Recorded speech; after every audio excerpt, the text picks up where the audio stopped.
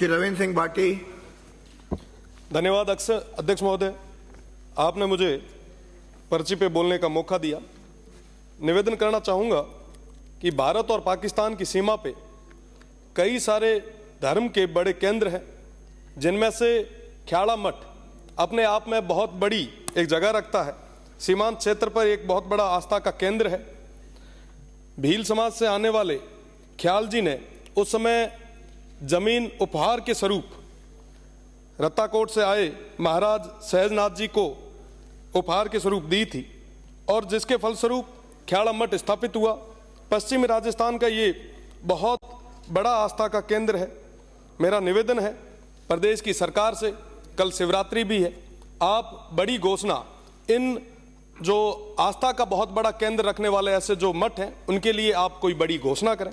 साथ ही साथ मैं निवेदन करना चाहूँगा, शिव जहाँ से मैं आता हूँ वो बाबा गरीबनाथ जी की नगरी है।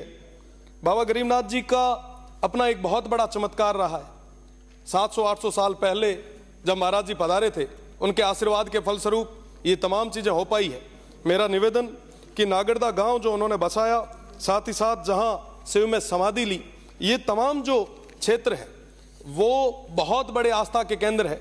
न सिर्फ आस्था के केंद्र, बल्कि जब वो पुरानी प्रणाली थी तो उस समय पंच पंचायती भी जो हुआ करती थी वो इन मठों में ही होती थी। जब सुकाल होता था तो वहाँ धन और दान इकट्ठा करके अकाल के दौर में वहाँ पे जीवन यापन के लिए दिया जाता था। साथ ही साथ जब भी कभी कोई युद्ध की घटना घटित होती थी या कभी गाय पे बात आती थी तो ये जो मठाधीश थे, ये जो संत महात्मा थे, तो लड़ने के लिए आगे आया करते थे। इनका अपने आप में बहुत बड़ा महत्व है।